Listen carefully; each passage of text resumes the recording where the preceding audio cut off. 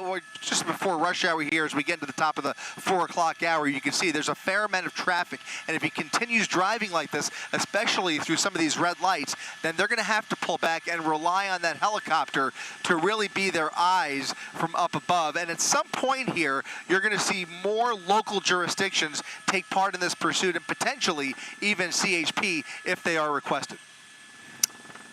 In the meantime, okay, there he is. He's turning onto, I guess, Valley View Street, Chris, but a lot of congestion in this area. A lot of congestion, and interestingly, this is the second time he's been on Valley View Street. So he's done something of a loop through this part of the county, and that may provide, again, an opportunity for some prediction here. Again, if they can establish a pattern, that's what they're looking for. If he comes back down Valley View Street and they can get units ahead of him, then maybe they could lay down a spike strip. But from my vantage point, he really appears to be driving too fast and too erratic. I don't see them. They don't have the manpower down there to really triangulate in this kind of a situation, especially with all the traffic this afternoon. He's really just off to the races here. 67 miles per hour up Valley View Street, almost double the speed limit as he comes up on another busy intersection through a red light there, not even slowing down, not even a sign of braking as he went right through that red light there. And now we're going to start to see, I would imagine, those lead units start to pull back slightly. It's going to be very difficult for them to keep up with him in this kind of traffic as he continues speeding through these intersections. Especially going 70+ miles per hour in that big truck, and the way he's just disregarding any kind of traffic stop signs or lights. It's a pretty dangerous situation. Seen him go through a few crosswalks as well. He's not going to be able to stop quickly either if he goes into another one of those intersections against a red light and there's something oncoming or coming across the freeway, excuse me, the intersection. That's going to be terrible. Exactly. Yeah, you can't. I mean, it's very, driving these trucks under normal conditions is not like driving a regular car. Braking has to be very calculated. You can't brake too hard; you lose control of the vehicle, and you certainly can't be, swerving through intersections at a high rate of speed. Already on several occasions, we've seen him make those wide turns, extra wide turns, occasionally even going into partially into oncoming lanes of traffic. Fortunately, the area that we're talking about here, you're not going to see many pedestrians. It's a pretty, it's a very heavily trafficked vehicle area, but where we are now, just south of Los Alamitos, is really not very prevalent to see a lot of crosswalks as we make our way further towards the west here. Until he gets further towards downtown Long Beach, then we'll start to see some more commercial activity. But right now, he's got a straightaway here along Westminster Avenue and Bolsa Chico Road as he continues to do about 75 miles per hour. Fortunately, though, they've been able to keep up with him. Seal Beach still has that primary unit about a football field behind that truck. And Chris, do we know from where it was stolen? Pardon me if we've already told me that.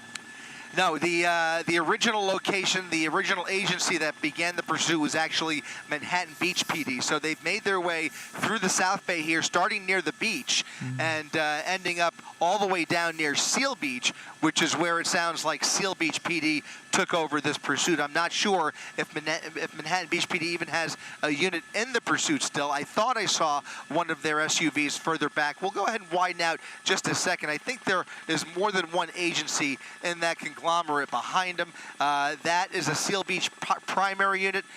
He's got at least 2 units, and both of them appear to be Seal Beach. So for right now, Seal Beach is the primary agency taking this over from Manhattan Beach PD, but so far not relinquishing this pursuit. They are still continuing to chase this guy down despite the dangerous driving with only the help of that CHP helicopter. So he's moving further west here into an industrial area just to the east of downtown Long Beach, again making his way westbound on Westminster Boulevard. Again, 2 people inside of that truck, and we have no idea what they are hauling in the back. Always another variable when you're talking about these box trucks. We have no idea what the motivation is for this driver. Yeah, so there he is flying by as he continues to get into more congested traffic. That little straightaway was nice because you could tell it was wide open and there weren't a whole lot of people there. But now we're back to the crosswalks, to heavy traffic, and then this is when it gets really dangerous, Chris. Yeah, it's going to get more dangerous here. You can see some houses off to the left there. So a combination of residential neighborhoods up ahead here, as well as commercial businesses. And the further west he gets, the closer we're going to get to the busier parts of Long Beach. And I mentioned what may or may not be in the back. We have no idea what is in the back of this box truck, and it's a good possibility he may not even know what is in the back of that truck either, because this is he's almost come in contact there right behind the tree. We'll see here if he made contact with that truck. He might have braked just in time, but I don't think he made contact there. Close call, though, to say the least, behind that tree as he continues weaving through traffic here. Further west, the further west we go, traffic is going to get a little bit busier. I was about to say this was reported to be a stolen U-Haul truck, so he probably does not even know what is in the back of that truck. So it matters what's in there, because if it's an empty truck, the truck will handle one way. If there's a lot of cargo in the back of that truck, that's a whole different situation. Either way, a very top-heavy vehicle that is difficult to maintain control in some of these. Oh, look at this. This is going to get dramatically more dangerous here if he continues this behavior. Jumping over that center median, trying to lose those units, doing a U-turn, and now going the opposite way. He's now turned around, made a crazy U-turn over that concrete median, and now going eastbound on 2nd Street in the direction he came from. This may prompt Seal Beach to ask for mutual aid here. They may begin asking for more units to help out in this pursuit. They are out of their jurisdiction here, but they are still the primary agency. California Highway Patrol, though, they've been monitoring this the whole time. Also, the LA County Sheriff's Department will likely have units in the vicinity as well. Another wide U-turn there, and now he's going back westbound once again. So he clearly is either making this up as he goes along, or for some reason thinks that these U-turns are going to lose police. But they are pretty much, I don't want to say they're right on his tail. They're giving him a wide berth here. But you're going to see a lot more traffic, as we're seeing right here, coming up on another busy intersection. Yeah, let's see how he maneuvers his way through these cars, and if he's going to hit anybody. I don't think he's hit anybody so far, but we don't know for sure. But this type of driving, this erratic driving, is certainly dangerous. And best case scenario, if he could maybe do a spike strip and figure out a pattern, if he starts driving around in some type of pattern, that's the best case scenario, I guess. It just seems like they don't have the personnel to do it unless they do call for help, as Chris was saying. And then he did loop around twice, but you said they have been successful, at least Seal Beach units have been successful to basically stay close to his tail, right, Chris? Right. Now, he just crossed the Long Beach Marina, and still, despite all of that weaving through traffic, I've spotted at least 2 or 3 units that have managed to keep up with him throughout all of this crazy driving. It's only going to get busier the further west we get, and my worry is that the driving may start to get more aggressive, especially after you see him jumping medians and starting to do, just really erratic driving like that. Here he is, oncoming lanes of traffic over the double yellow lines. A clearer glimpse now into the passenger seat. Hard to make out if that. It looks like the passenger is clutching on. Almost looks like she's clutching on to either a stuffed animal or a baby. I don't know what she's holding on to. I think covering her face in terror. It looks like. That might be it. Maybe covering her face. That could be it. Yep. Yeah, that could be scared. It was difficult to my see. I know you guys have slightly larger monitors than I do. You may have a better vantage point, but she is clearly holding something up against her face. Yeah. And the driving continuing now through a parking lot off of Pomona Avenue. Behind a restaurant, through an alleyway here. Seal Beach pulling off slightly, but they are still very close. They haven't made that turn with him, but he is now speeding through an alleyway behind Covina Avenue near 2nd Street, a commercial district, and now making a right turn into a residential neighborhood just off of Corona Avenue. You can see the helicopter overhead circling, but what we don't see is those Seal Beach units that we saw just a minute ago making these turns with them. Have they pulled back at all? They've pulled back quite a bit. They've pulled out quite a bit, pulled back quite a bit here in the last 30 to 60 seconds. And now he is on his own through this residential neighborhood. CHP circling this stolen U-Haul. A desperate individual behind the wheel here, and to see that passenger covering her face, if that that's indeed what it did look like that.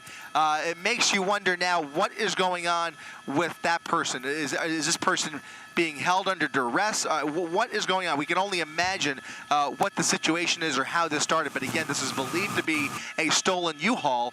You can't even rule out the possibility that maybe this was a carjacking of some sort, and maybe the passenger is completely oblivious to who this person is who's driving this truck. I'm speculating here, but anything is possible based on what we're seeing here. Certainly is. He's going into some little residential neighborhood now, it looked like, or a cul-de-sac, or yeah, he may find a dead end in this neighborhood here. Okay. It might be a circle. He's pulling over, parking. He sees that there's nobody behind him. He sees a spot where he could dump the vehicle. He's going to walk away here, and the passenger is going to walk with him. The passenger is going to walk away with him. And he or she is carrying a lot of something, a lot of bags and clothing, all bundled up there. Really hard to make out a description. But now the driver going in one direction, the passenger moving in a different direction. Now it's really only a matter of seconds or short minutes before law enforcement pulls in here and takes these two down. They are not going to get very far. CHP has good eyes on these suspects. Let's go ahead and widen out just slightly to see if there's anybody in the area here. He's walking along the water. There's a channel that comes from the marina here at the end of Elliott Street. There's a marina, and now he is walking onto some rocks here. There is not easy access for the cops to get here, but here they are pulling into a parking lot.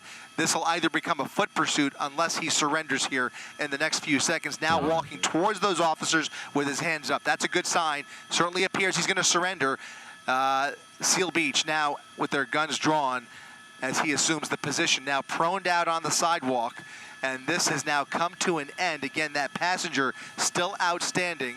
Walking away from the scene with a lot of clothing and I don't know if that was a shopping bag or whatever, but one person still at large. The driver now being taken into custody at the end of Elliott Street near the marina here in Long Beach. Yeah, that went everywhere, all these different cities. But again, we've said this many times before, but as dangerous as it appeared, we're lucky that something more catastrophic did not happen. And then they had the wherewithal to not only get out of the vehicle, but he gave up when the officers arrived, which is all good news. Yeah, it's still a question as to the passenger and where he or she ended up going, but I'm sure that person is not far away either. Yeah, at the end of the day, this certainly appears to have been a big joyride for that driver. Really no clear destination in mind, especially during, towards the end of this pursuit as he just kind of meandered into this neighborhood. Here's the passenger who isn't even walking away anymore, just kind of hanging out there, loitering along Paoli Way. Interesting. Near Belmont Park is where this came to an end. And you'll see here, we will see if they can get an officer over here to question or detain that suspect. But that person now walking along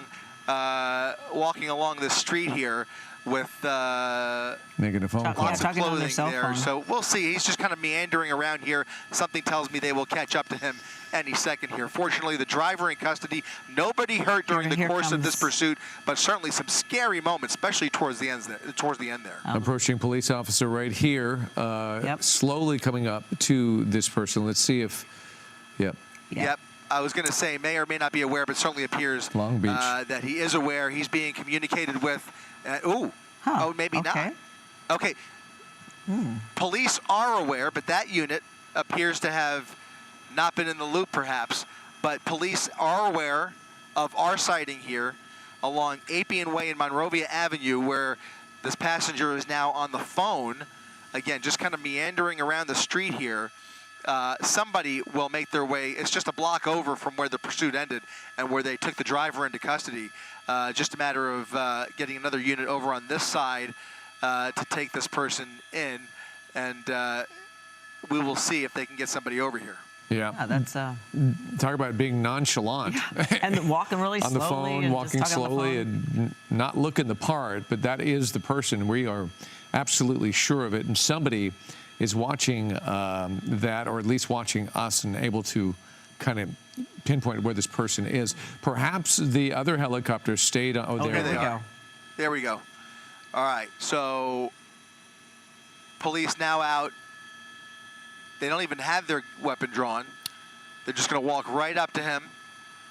Yeah. And if he cooperates here, it should be pretty easy. And it looks like he is cooperating. Yeah. And appear disoriented or just He does weary, appear who disoriented. knows? Yeah.